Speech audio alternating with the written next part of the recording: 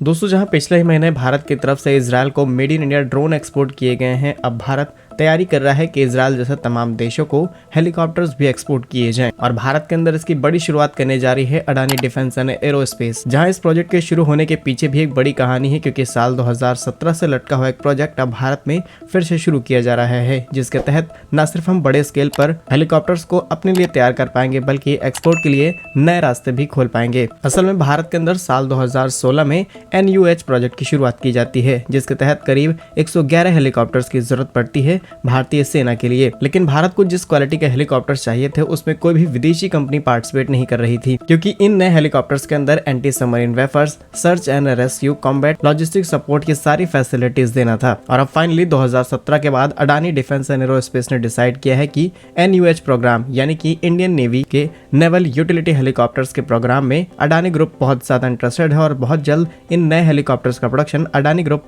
भारत के अंदर शुरू करने की तैयारी में है। और इस प्रोजेक्ट में अडानी ग्रुप काफी हद तक सक्सेसफुल भी हो जाएगी, क्योंकि अडानी ग्रुप लगातार एक्सपोर्ट के भी रास्ते खोल चुकी है। यदि आपको याद हो तो फरवरी 2024 में भारत की तरफ से हार्म्स 900 ड्रोन्स, जिसे Adani Elbit advance system India limited की तरफ से भारत के अंदर तैयार किया गया है, इसके 20 ड्रोन हमने इजरायल को एक्सपोर्ट किए। और सिर्फ इतना ही नहीं, बल्कि 10 जनवरी 2024 को अडानी डिफेंस एंड एरोस्पेस ने हैदराबाद के अंदर दृष्टि 10 UAV को शो किया और बताया कि ये भारत का पहला इंडिजीनियस मैन्युफैक्चर UAV है, जिसके इस्तेमाल से हम अलग अलग तरीके के ऑपरेशंस भारतीय सेना के लिए कर सकते हैं। और ज्यादा पुरानी बात नहीं है, रिसेंट डेवलपमेंट है। अडानी ग्रुप ने एशिया की largest ammunition manufacturing complex Bharat के अंदर शुरू किया है, जिसके तहत अलग अलग मशीनों के लिए गोला हथियार को भारत के अंदर ही तैयार किया जाएगा। 500 एकड़ में फैली ये यूनिट कानपुर के अंदर सेटअप की गई है, जिसमें स्टार्टिंग के तौर पर करीब 150 मिलियन राउंड्स एस्टिमेशन प्रोडक्शन किया जाएगा, जो भारत की एनुअल कैपेसिटी का करीब 25% होने वाला है। और न सिर्फ इससे बड़े बिजनेसेस को फायदा होगा, बल्कि सबसे ज्यादा फायदा MSMEs को मिलने वाला है। करीब